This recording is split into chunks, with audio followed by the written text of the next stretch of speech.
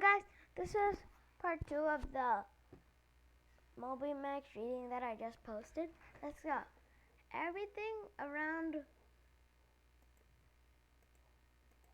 Everything around Mary went gray, completely out of focus. The bed and the desk faded away until nothing familiar remained. It was as though she was floating, suspended in air on a cloud so light and transparent. A flash of brilliant light struck her eyes, and her surroundings became clear once more. Okay.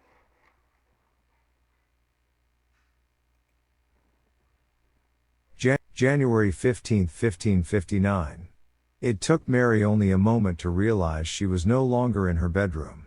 The air was crisp and chilled. Upon each exhale of breath, a puff of delicate white steam lingered. She was standing in a crowd of people. Their clothes were different from anything she had ever seen before. Bells rang in the distance, a chiming melody of celebration.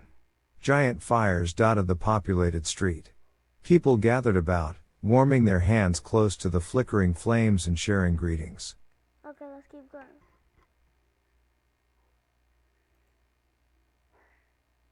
"Excuse me, sir," she said to the man next to her. He looked cold in his thin, ragged shirt. His body was frail, but his eyes bright. "What is happening?" Mary was not frightened. She did not know what magic the pen held, but she trusted her grandmother. She knew she was involved in a wonderful adventure.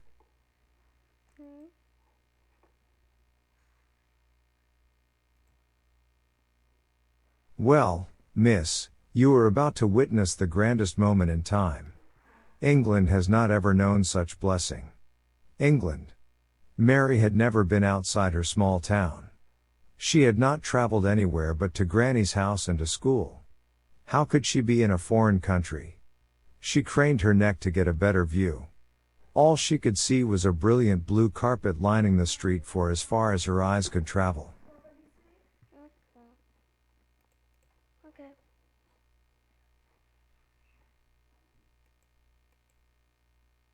"Why are there so many people here? We have all lined up to catch a glimpse of the good Queen Bess. Who would want to miss it? She ought to be coming this way any moment." Mary scrunched her face up in concentration, trying to remember who Queen Bess was. The sound of trumpets and horns blasted into the crowd, and everyone around her began to cheer. She pushed her way to the edge of the street and tried to see what was happening. Okay, I would want to see what's happening too. Would you guys?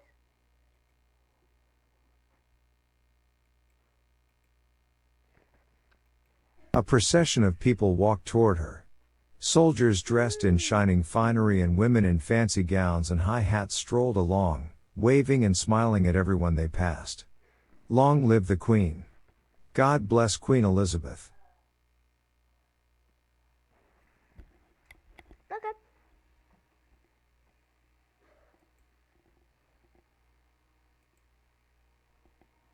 The shouts continued to ring out.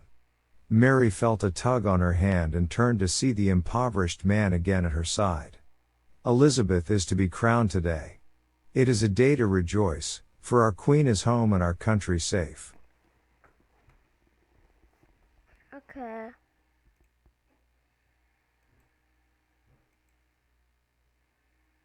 Mary nodded, though she still did not understand all that was happening. It was only when a flash of striking red hair caught her attention that she remembered the story.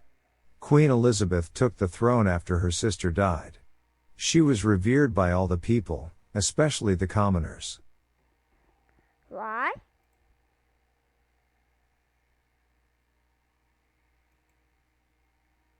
Somehow Mary had traveled back in time and was able to see history being made. "Here she comes," said the man as he gripped her hand. "What a beautiful—" The words trailed from his mouth when the Queen herself made her way toward them.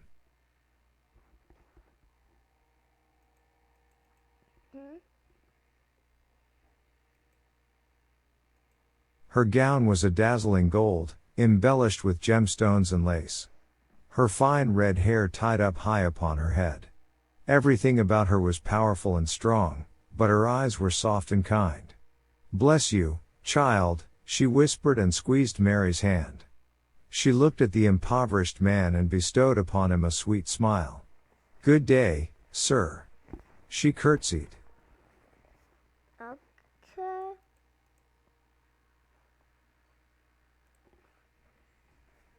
The celebration continued long into the night.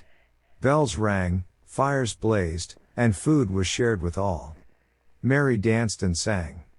She warmed herself at the bonfires.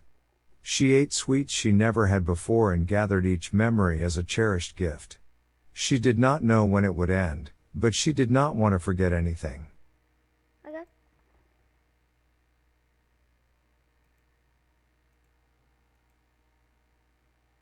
When the bell tolled, signifying the midnight hour, her surroundings once again faded and mere moments later she was back at her desk, red pen in hand. Mary could not wait to tell her grandmother all about her amazing adventure. She tucked the red pen carefully away in the drawer. She wondered what other places it might take her. Nice. I want the red pen. After Mary's grandmother gives her the pen, what does she tell her to do? Do not tell anyone about it, to bring it to school for show and tell. To not tell anybody about it.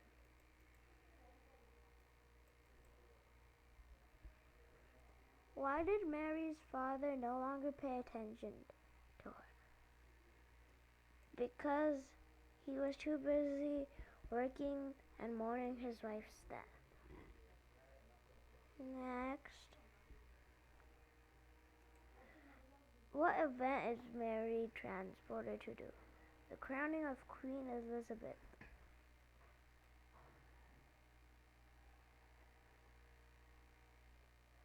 What is the moral of the story?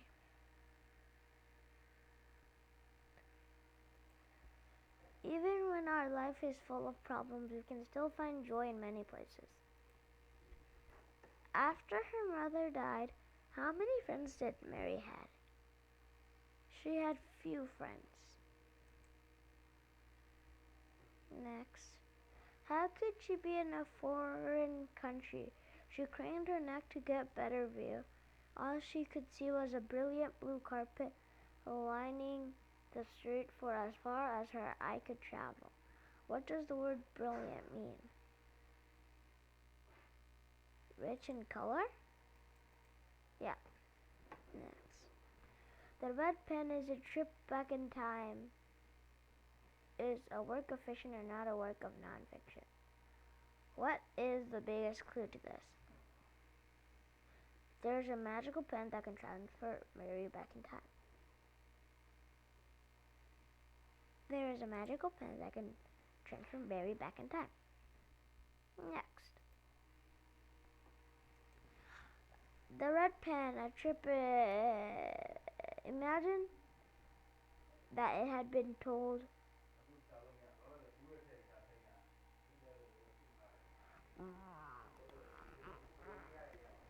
What information we could have gained. The time of the day, what Mary was thinking about.